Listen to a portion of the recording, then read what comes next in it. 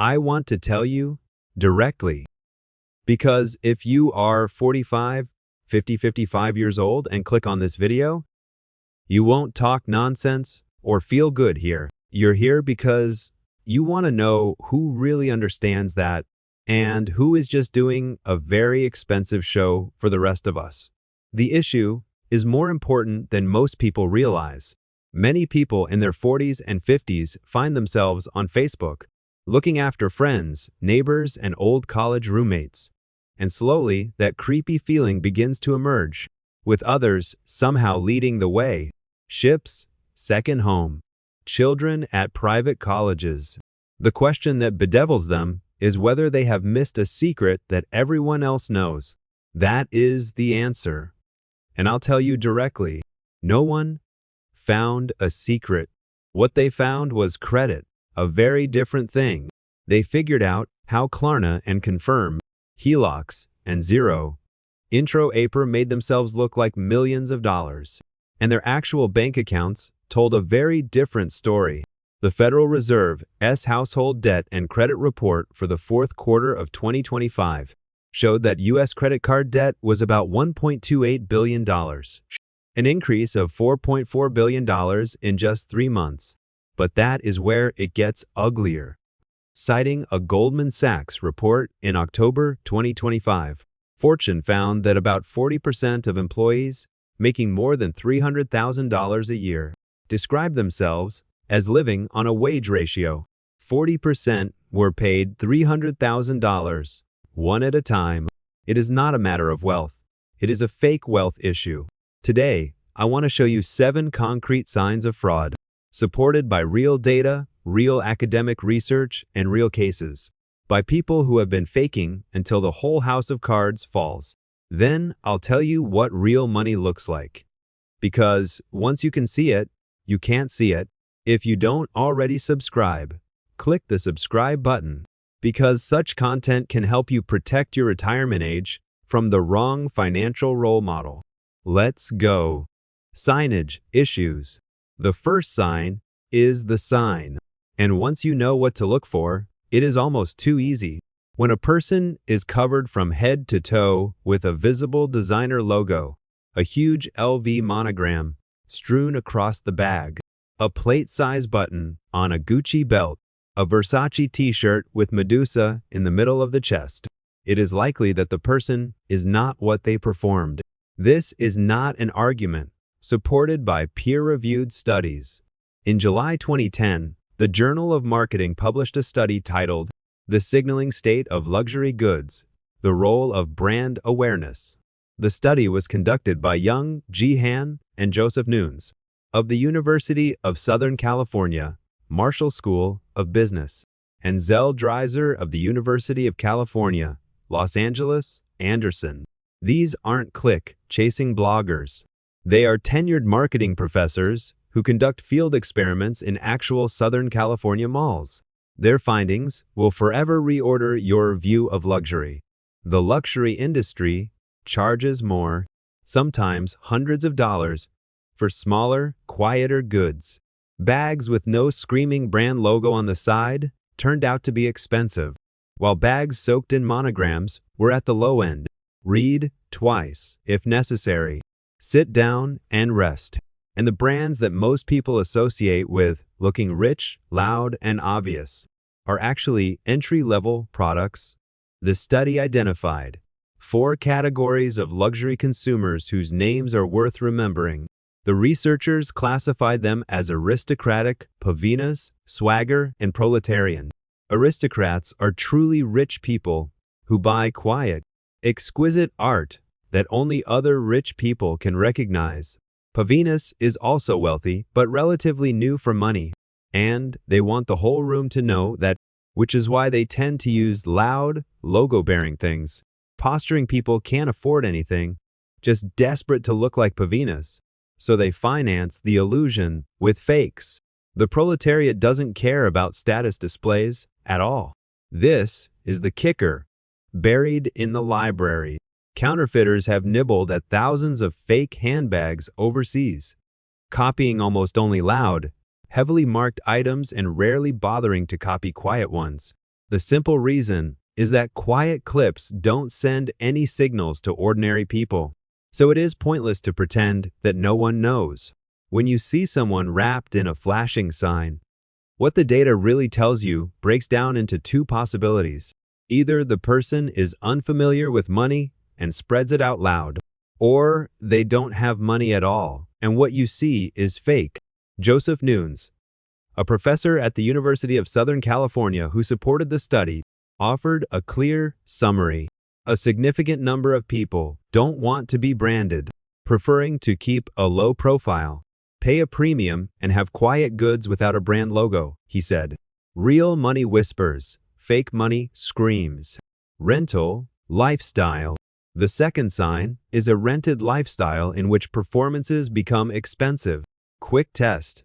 What kind of car do you think American millionaires generally drive? Mercedes, BMW, Range Rover, Porsche, or Tesla? Not even close.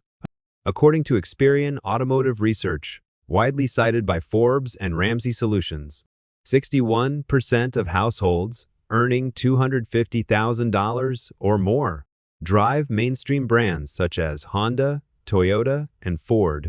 We're talking about the Accord, the Camry F-150, which is found in other driveways in the United States. 61% of high earners drive the same car as others. Here are some things you should sit up straight. The same data show that 8% of households earning less than $100,000 own luxury brand cars, meaning that people earning $567,000 a year drive cars that cost more than their annual salary. This is not wealth, but financing performance. Now I want to propose something that didn't exist 20 years ago, an industry that specializes in fake wealth and fake aircraft leasing. As early as October 2017, Business Insider, Petapixel, and Corporate Jet Investor all reported that a Russian company in Moscow had discovered how to monetize Instagram envy. Their rhetoric is elegant and cynical, and they rent out grounded private jets by the hour that don't actually fly. For a few $100s, anyone can board a plane, open a bottle of champagne, take photos, post headlines like "Another Day, Another Deal," and walk back across the tarmac, not going anywhere. Since then, the business model has spread to dozens of cities, including Toronto, Los Angeles, and Dubai, and the entire studio now exists for that purpose. Fake first class, fake yacht decks, fake luxury hotel suites.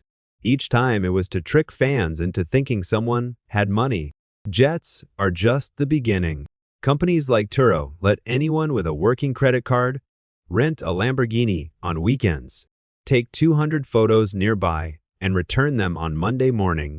Half of the so-called entrepreneurs you see on Instagram spend the afternoon casually leaning on a supercar they never owned. When you see someone's lifestyle on social media, the question to ask yourself is, are you looking at a snapshot or their real life? Because real wealth doesn't need to be photographed, it just exists. The key is consistency. Fake wealth has these explosive moments, a trip, a car, a watch, but the underlying never matches. Their apartments don't match. Their groceries didn't match. Their stress levels don't match. Real money is boring.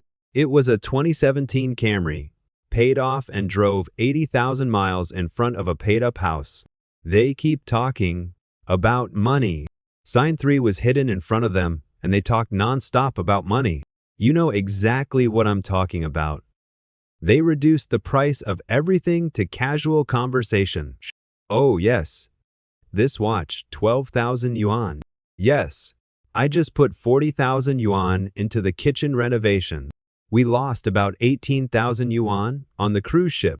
Pay close attention to this behavior, because my experience in almost any wealth psychology study worth reading shows that the more dollars a person volunteers, the less likely they are to actually own the money behind those numbers. The reason is simple. The truly wealthy would consider using certain dollar terms to talk about money. which my grandmother would call a cliché, tacky, low. This pattern dates to the economist Thorstein Veblen, who published a book in 1899 called Leisure Class Theory and coined the term conspicuous consumption. Van Buren's central argument is that those who feel insecure about their social status often compensate by loudly respecting their wealth, while those who feel secure about their wealth have no obligation at all. More than 100 years later, this view is still deeply rooted in the hearts of the people.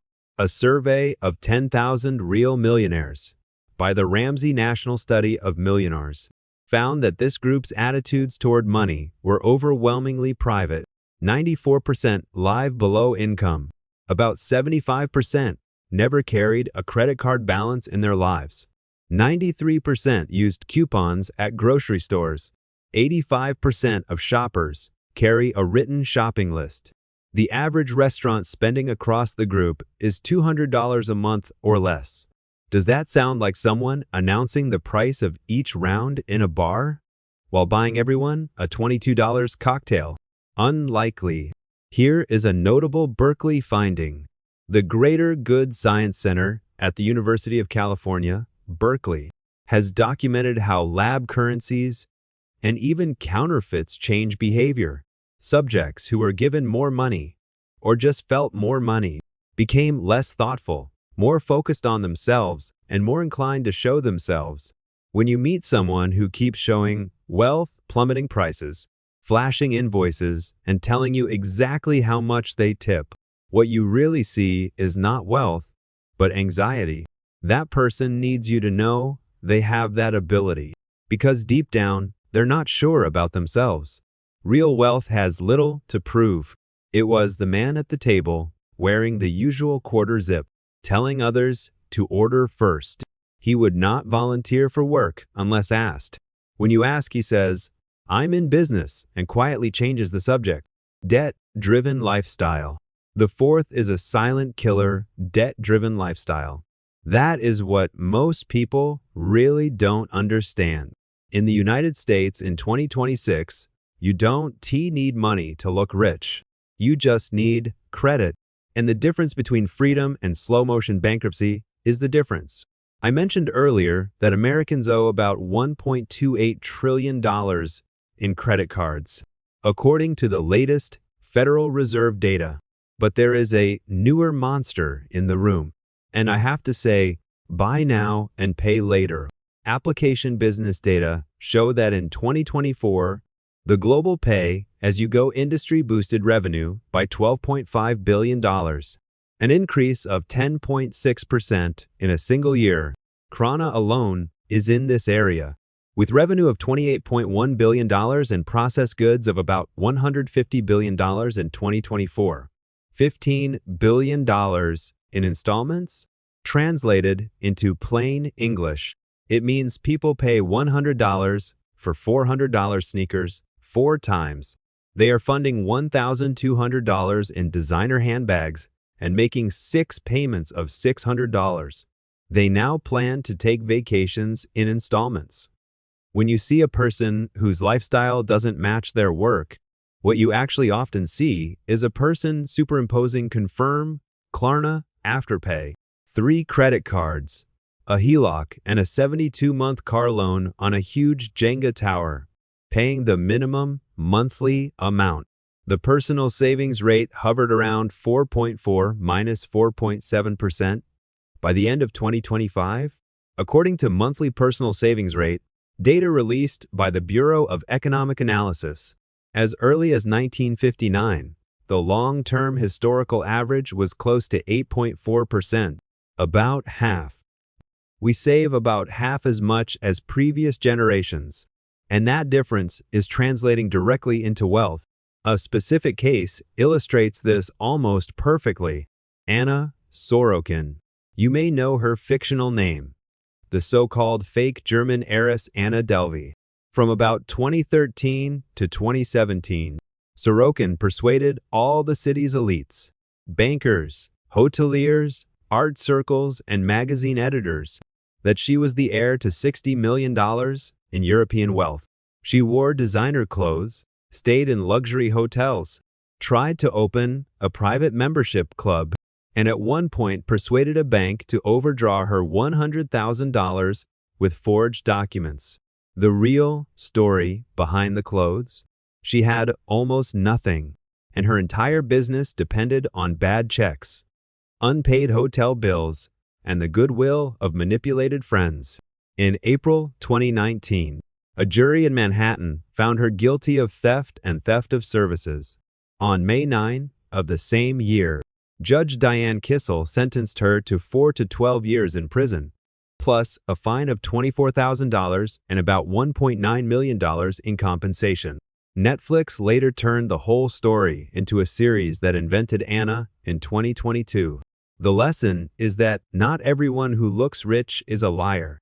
The lesson is that appearances are cheap, and persuading strangers that you have money is not necessary. A house that eats them raw. The number 5 symbol is one of the most painful cognitive patterns of the people you care about. Because so many Americans walk right into it. This is a house they can't actually afford. You've seen it before. In front of the house are large white columns, a 3-car garage, a foyer with chandeliers, and perhaps a swimming pool glistening behind a fence. Shouting success from the side of the road. But walking in, the picture changes quickly. Most of the furniture comes from Wayfair. Half the rooms are empty. Air conditioning has reached its last stop, and the family is praying not to interrupt because there is no emergency funds waiting for them. Financial planners call it a poor house. In this case, your monthly mortgage, taxes, insurance, and maintenance costs consume so much of your income that you can't actually afford to live a real life at home. That is what is really interesting about the data. Ramsey's study found that the median number of actual millionaires in the United States does not live in Mike's mansion. Their homes tend to be ordinary homes in ordinary neighborhoods. Surrounded by people who don't know they live on the same street as 7-figure people. The classic example you already know is Warren Buffett. According to recent estimates, the man, worth about $14.9 billion, still lives in a 5-bedroom house in downtown Omaha, Nebraska, which he bought for $315 million in 1958. Adjusted for inflation, the figure is about $336,000 in today's currency. The property is currently worth about $1.5 million and was analyzed by CNBC in a March 2023 article. Sit on that scale for a moment. One of the wealthiest men of all time owns a home worth about 1/10 of its net worth. Almost all of their net worth is tied to a house that can barely afford property taxes compared to the average American. And that gap tells you everything. That is the difference. Real rich people use houses as shelters, while fake rich people use houses as clothing. A notable sign is that someone's house far exceeds all other financial indicators. Big, but modern, big houses. But they sweat their children's braces bills. Big house, but they canceled dinner plans because it is a tense month. It is not wealth. It is a chip in a tuxedo. Instagram highlights. The 6th sign is that their entire personality is a bright spot. If all you know about a person comes from their social media, and your feed is full of vacations, restaurants, designer purchases, and celebrate victory carousels, stop and ask yourself when the person is really working. Real wealth, the kind of wealth that can be built and continues to be built, almost always grows up in boring, repetitive, often boring efforts, year after year. Mr. Ramsey's research makes this clear. 80% of millionaires are middle income or below. 79% did not inherit, and only 3% inherited $1 million or more. They are not lottery winners, heirs, or crypto traders who hit targets on the moon. They are engineers, accountants, teachers, middle managers, and lawyers, ranking first among American millionaires in the survey. The real millionaires are those who quietly maximize 401 for 30 years.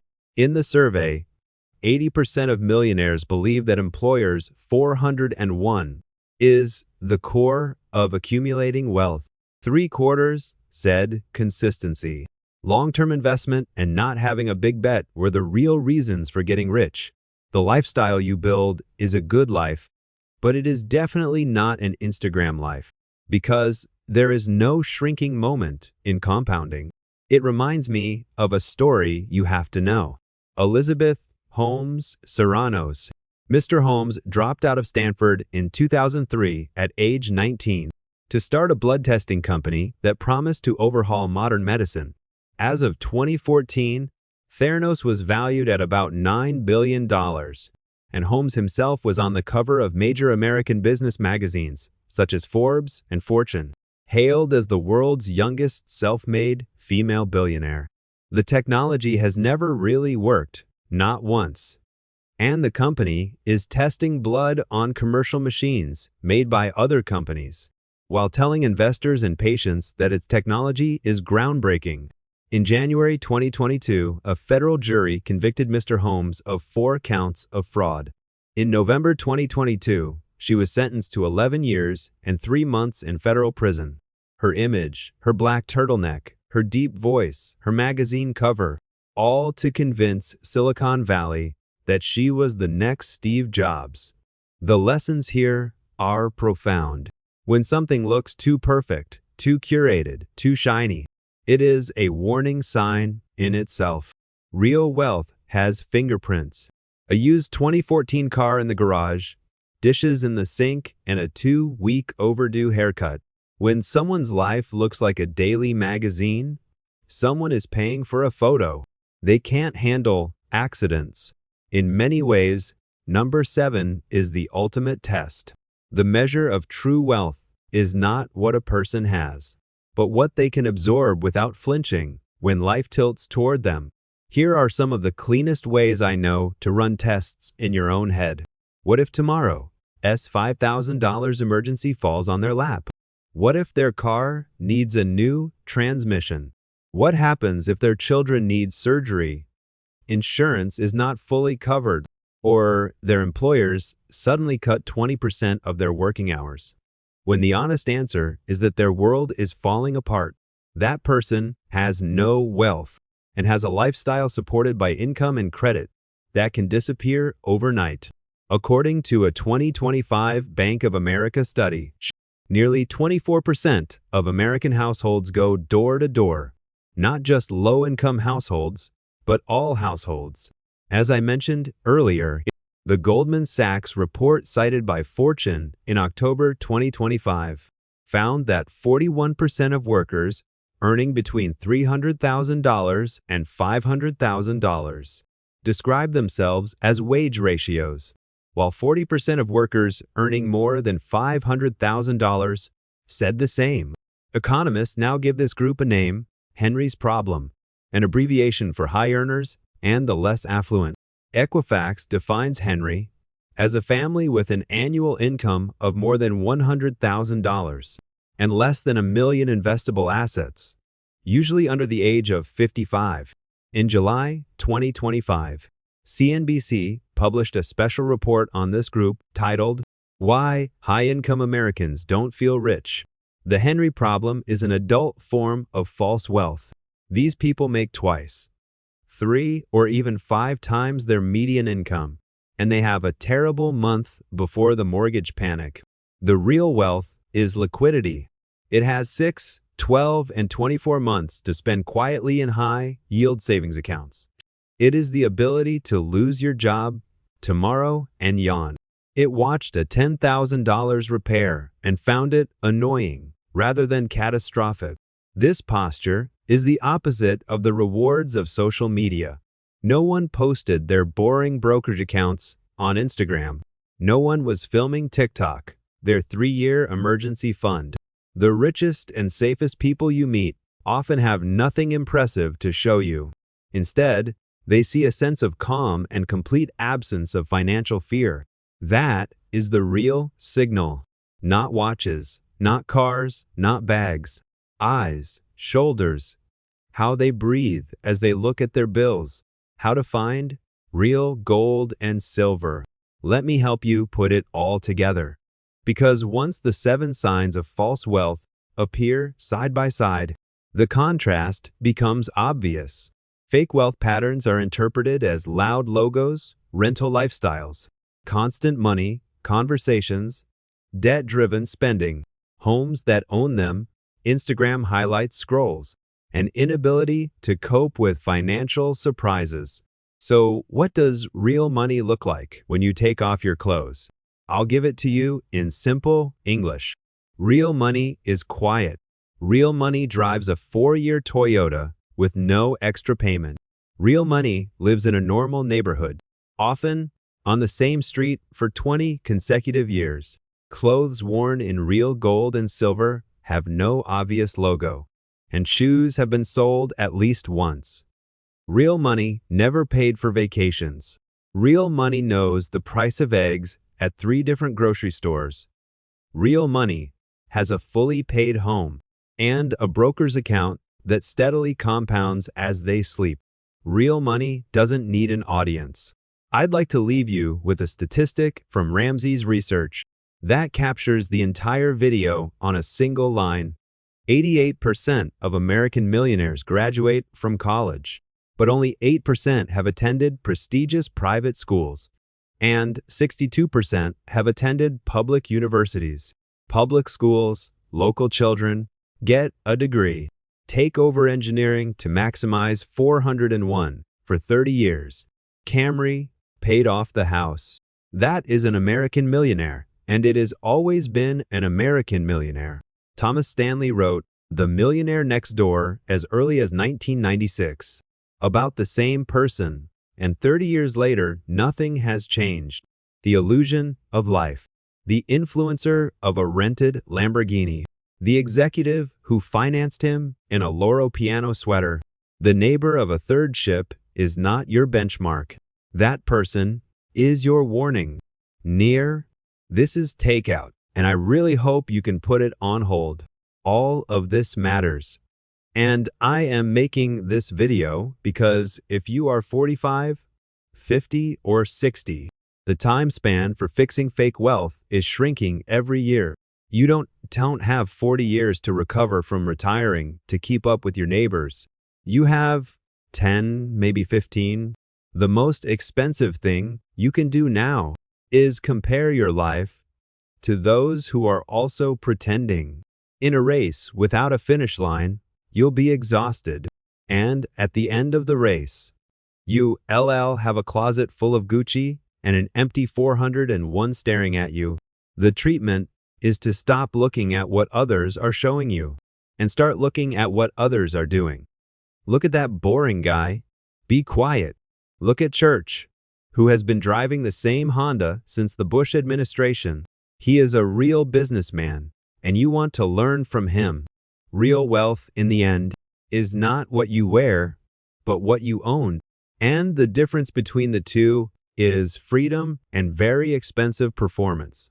If this video helps you see the wealth around you more clearly, do me a favor, click the like button, subscribe to the channel, and then post a comment below to tell me the worst display of fake wealth you've ever seen in real life.